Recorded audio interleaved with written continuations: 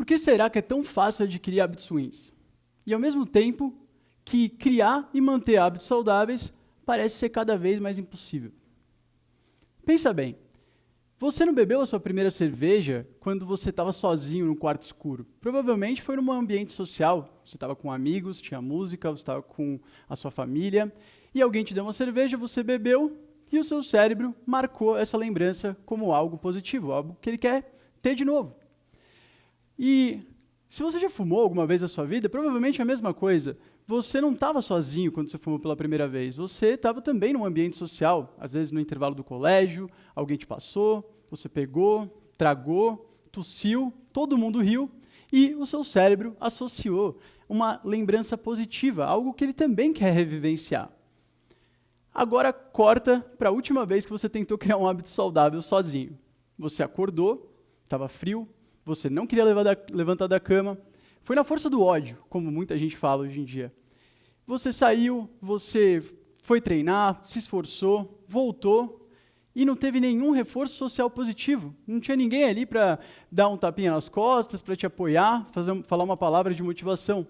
E daí o seu cérebro também foi lá e marcou aquela lembrança como algo que ele não quer revivenciar, que ele gastou muita energia e não teve nenhum benefício, não teve nenhum prazer com isso.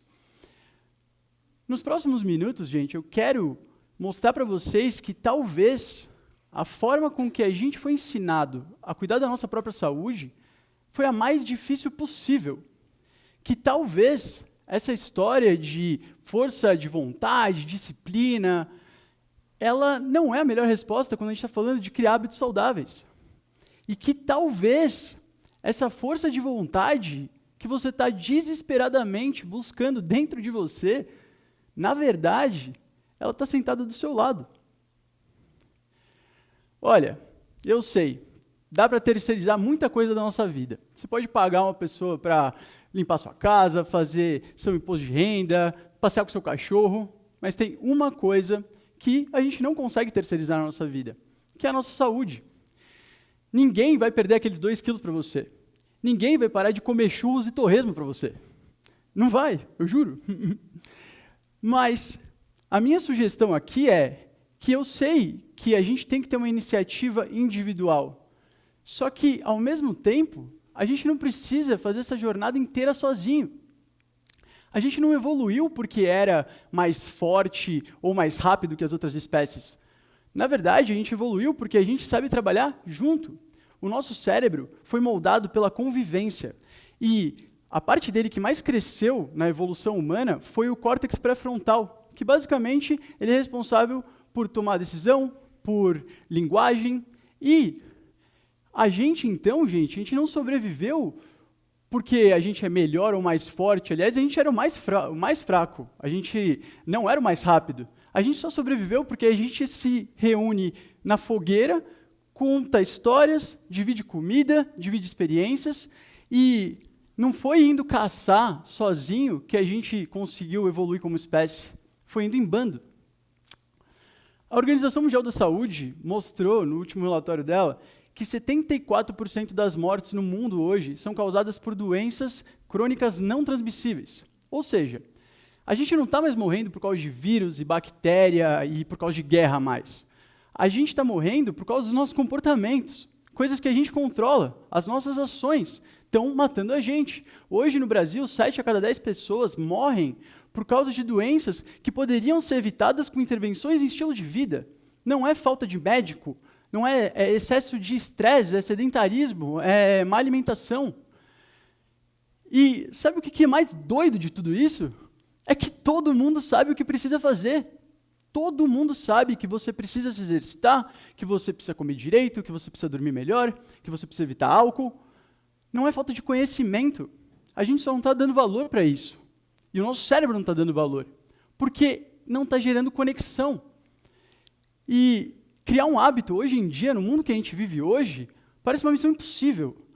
Hoje, se você for analisar os dados, a Universidade da Pensilvânia, eles fizeram uma pesquisa que 92% das pessoas que abandonaram seus objetivos de mudança de hábito, eles fizeram isso nos 3 primeiros meses.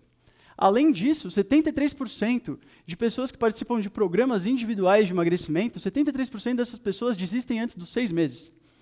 E um outro dado muito relevante que corrobora com toda essa tese, que é uma pesquisa do MIT, que foi publicada no Journal of Neuroscience, o maior jornal de neurociência do mundo, que pessoas tentando mudar de hábito sozinhas ativam menos o córtex pré-frontal do que pessoas que estão fazendo essas mesmas atividades, esses mesmos hábitos em grupo, 40% a menos. Ou seja, a gente está 40% com menos controle, a gente está 40% com menos ação para, de fato, poder transformar aquele comportamento que a gente quer num hábito. Ou seja, sozinho, o seu cérebro, literalmente, o seu cérebro, de fato, está trabalhando contra você. E essa conta não fecha, a motivação vai acabar. O cansaço bate, a vida vem, te atropela, e quando ninguém está olhando, quando você está sozinho, você desiste. E a minha pergunta aqui é, e se não for por falta de esforço que a gente está desistindo? E se for por falta de gente?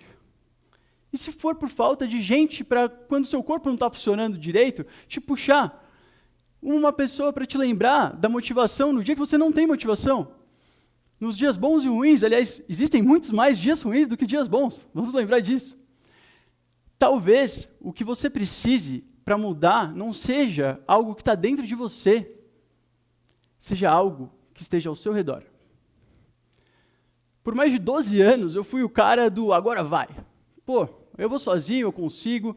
Founder de startup, trabalhando 15 horas por dia no mínimo, 16 horas por dia, dormindo pouco, 4 horas, comendo mal, dormindo mal e achando que eu conseguia fazer tudo. Mas, ao mesmo tempo, eu acordava às 5 da manhã, tomava banho gelado, daí fazia jejum, fazia corrida, tudo bonitinho. Na minha cara, se eu olhava para a minha cara, eu estava com um sorriso no rosto. Mas, por dentro, eu sabia que a qualquer hora eu ia travar. E como muitos aqui, na primeira semana, eu era exímio, eu era sensacional, um orgulho da mamãe. Chegou na segunda semana, eu já começava a falhar na dieta. Terceira semana, eu já pulava um treino, não ia no jiu-jitsu, não ia correr. Chegava a quarta semana, eu nem sabia quais eram os meus treinos mais. E eu tinha que começar tudo de novo. E até chegou um dia fatídico que o meu corpo travou. Basicamente travou. Foi um burnout absurdo. Eu não conseguia dormir, eu não conseguia trabalhar, eu não conseguia pensar direito. E o que mais me assustou é que eu não estava confiando mais nas minhas próprias decisões. E eu fiz uma coisa que, olhando hoje, mudou completamente a minha vida. Eu vendi tudo, larguei tudo e fui embora. Literalmente. Eu tirei um ano sabático, que acabou virando 2 anos, passei por quase 30 países, tentando me conhecer, tentando entender quais protocolos e atividades eu podia colocar na minha vida para me sentir melhor, por que estava errado comigo, por que eu estava tão doente, por que eu não conseguia sair daquela situação. E, numa manhã gelada, em Oslo, na Noruega, estava gelada mesmo, não sei quem já foi lá, mas menos 2 graus, era 5 horas da manhã. E eu tive uma espécie de epifania. Eu olho para fora da janela do meu hotel, é 5 da manhã, é uma quarta-feira. E eu olho pela janela, tem umas 15 pessoas correndo na neve, no escuro, no meio da Noruega. Estava frio, não fazia o menor sentido aquilo. Eu olhei aquilo e falei, cara, esses caras são loucos. E não só isso, eles não estavam só correndo. Depois de correr, eles iam até o pier, e daí eles entravam em uns barcos, que tem saunas dentro dos barcos, e daí eles ficavam de sauna pulando no mar congelado. Mar congelado, sauna. Pegavam um café, ficava rindo, falando alto. Eu falei, cara, esses caras são completamente loucos. O que está acontecendo? Porque o que para eles parecia que era um ritual ali, para mim era um sacrifício absurdo. O que para eles parecia super leve e tranquilo, eu não conseguia me imaginar nunca fazendo aquilo. E o mais louco foi que, no dia seguinte, eu me juntei a esses loucos. E eu fui correr, e eu fui para a sauna, e eu conheci gente do mundo inteiro, Alemanha, Inglaterra, Letônia, Finlândia. E algo mudou na minha cabeça naquele momento. E o que mudou? Eu entendi algo que realmente eu não conseguia entender antes. E o que eu entendi, que é a teoria realmente que a gente cria hábitos de uma forma muito mais simples quando a gente está em grupo, eu comecei a estudar. E eu falei, cara, eu preciso entender sobre isso. E foi ali que eu comecei a estudar obsessivamente tudo que a ciência diz sobre hábitos, comunidade, comportamento humano. E eu descobri um negócio incrível. Eu descobri que tem 4 neurotransmissores que são responsáveis por quase todas as sensações de bem-estar que a gente busca. Dopamina, oxitocina, serotonina e endorfina. DOSE, dose.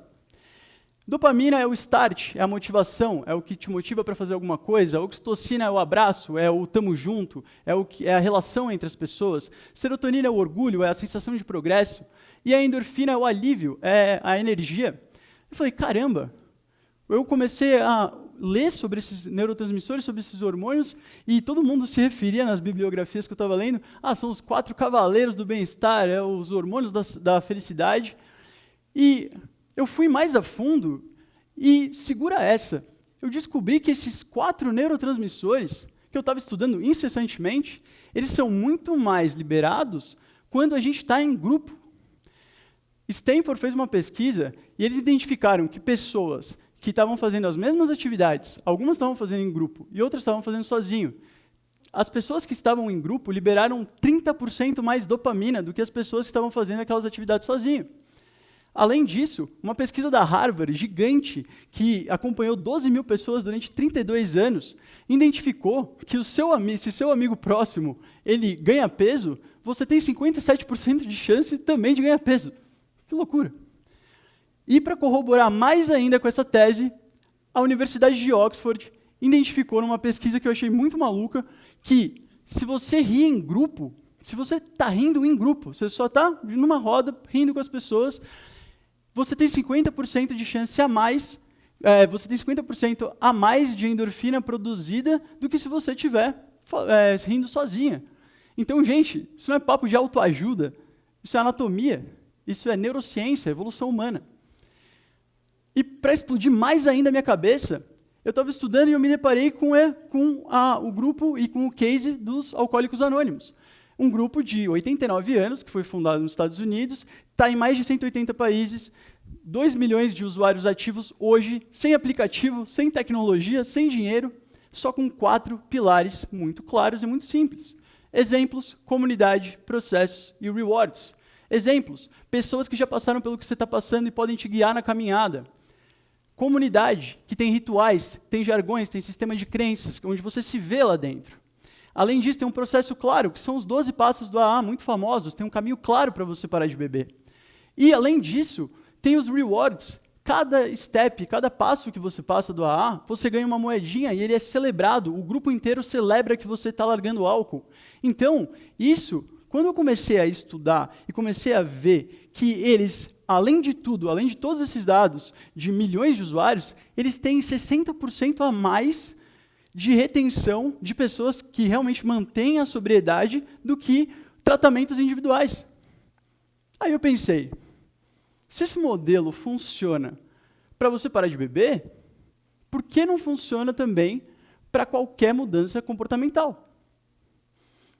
Será mesmo que o prazer de pertencer precisa vir de hábitos que fazem mal para a gente? Foi com essa ideia que eu me mudei para a Califórnia, que é esse ecossistema de bem-estar coletivo, onde a gente conecta pessoas em comunidades de bem-estar, onde elas criam hábitos de forma colaborativa, onde elas criam hábitos junto.